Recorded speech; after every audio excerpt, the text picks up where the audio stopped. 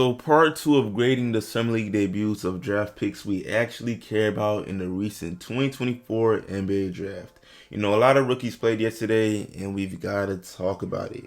If you haven't seen part 1 yet, we already covered players like Zaccharie, Stephon Castle, Bronny James, Jared McCain. So watch that if you haven't, but there is still a lot to cover. So yeah, now just like I said in the first video, man, we know Summer League is not the end-all be-all. It does not really matter. But we're going to talk about it as if it does because, I mean, besides Team USA that's hooping, after that, we won't have any basketball until October. So we better enjoy this.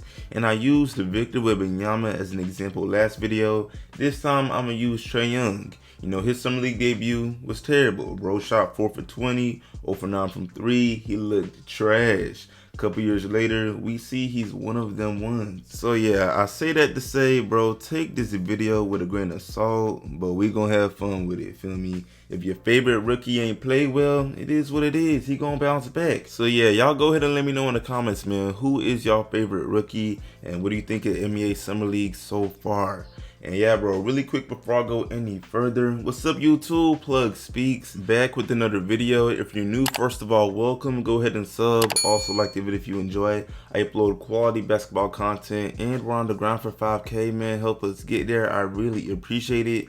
But yeah, back to the video. Alright, so we ain't wasting no time, bro. First up, the Rockets' 3rd overall pick, Sheppard. Talk about a performance. My guy, 23 points, 5 assists.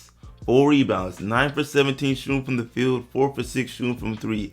But you know, I don't even think the stats do enough justice to the performance, bro. He was out there in his Duffy. I'm talking about he had some spot up threes. He had some drives in to the floater. He mixed up Don't Connect off the crossover. Don't Connect off the crossover. Had that boy looking lost. I seen on social media people saying he double dribbled. Nobody cares. Like, bro, if anything, this man Sheppard just showed exactly what I said a couple videos back. That he's a major steal. There's a reason that although he's only 6'2", every team wanted him. Best believe if the Rockets ain't take him 3rd overall, bro, the Spurs was gonna say, bump Stephon Castle, we taking Sheppard because of his playmaking abilities, because of how versatile he is, and because, I mean, why does he have a 40-inch vertical? It's the cherry on top. He has hops for no reason. Come on now, easy A, really an A+. They even got the win. Come on now, it's easy. On to the next. We got the Timberwolves' 8th overall pick, Robert Dillingham. Now listen, this brings me no joy. Robert Dillingham is damn near one of my favorite prospects in this draft. You know, Rob with the shifts. Everybody know how he gets down. However, in his Summer League debut, he stunk it up. 2 for 12 shooting from the field, 0 for 5 shooting from 3, just 4 points. Now, however, he was able to affect the game in different ways. You know, 5 rebounds, 5 assists. But if we keeping it a bean, all that's cool and all, but that is not what they drafted Rob for. They drafted him because he's a microwave scorer. At Kentucky, he was highly efficient, and that's what they expect. And I fully believe he's going to bounce back from this. You know, bro, the man shot 48% from the field in college, 44% from 3. We know he's got a Duffy. This is just one bad game, and it doesn't change anything. I still feel like he's going to be tough. However, for this game, we must give him a real accurate rating, C-, and that's probably being generous. Come on, Rob, you gotta cook him.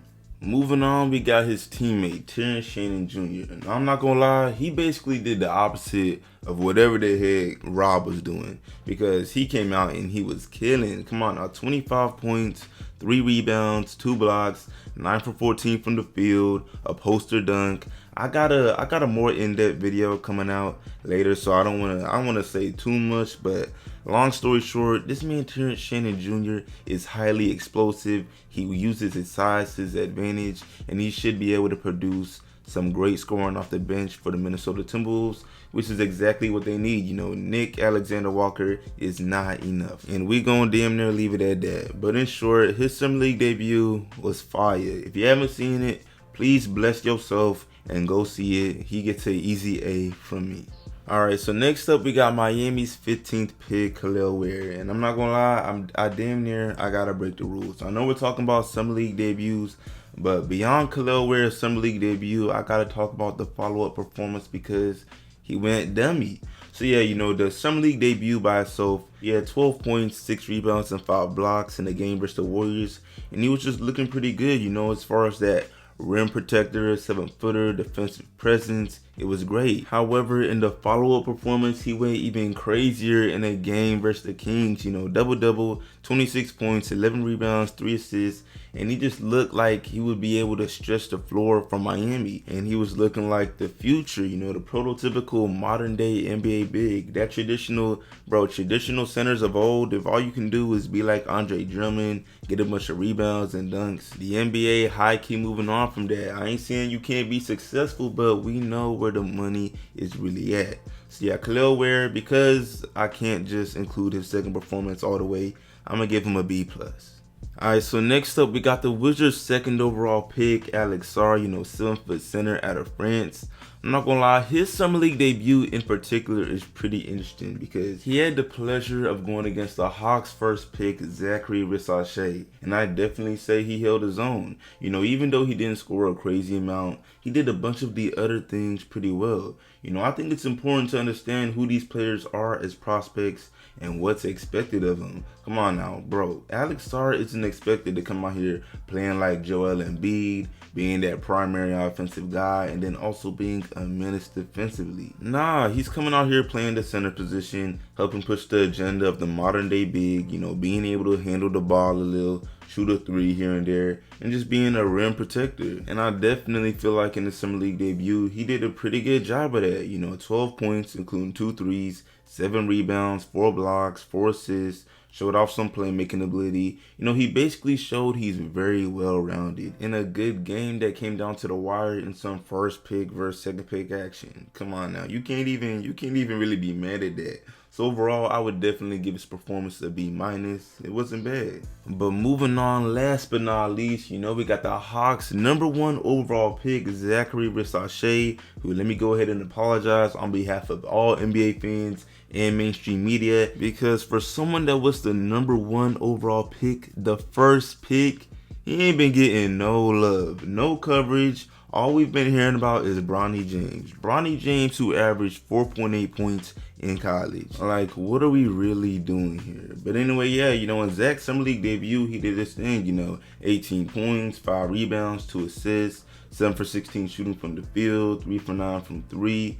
He ain't go too crazy, but it's not like I was expecting him to drop 30. I know he was the first pick, but it just goes back to what I was saying earlier, how prospects were viewed coming into the draft. You see, with Zaccharie, we're talking about a 6'9" wing who impressed scouts because of his mobility for his size, and then his offensive skills with his shooting, but also his ability to play make. However, they have been noted that they feel like he needs to build muscle, or otherwise he may potentially get bullied at the next level, and that he's gonna need that muscle to eventually be an effective defender.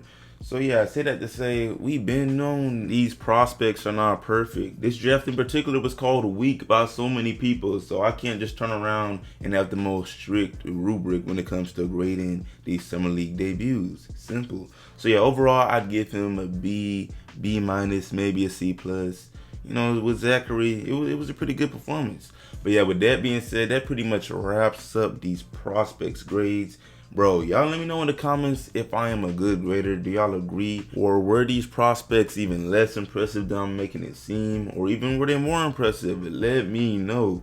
But yeah, with that being said, I appreciate y'all watching, man. Like the sub, share, sub if new. I will see y'all in the next one, and I'm out.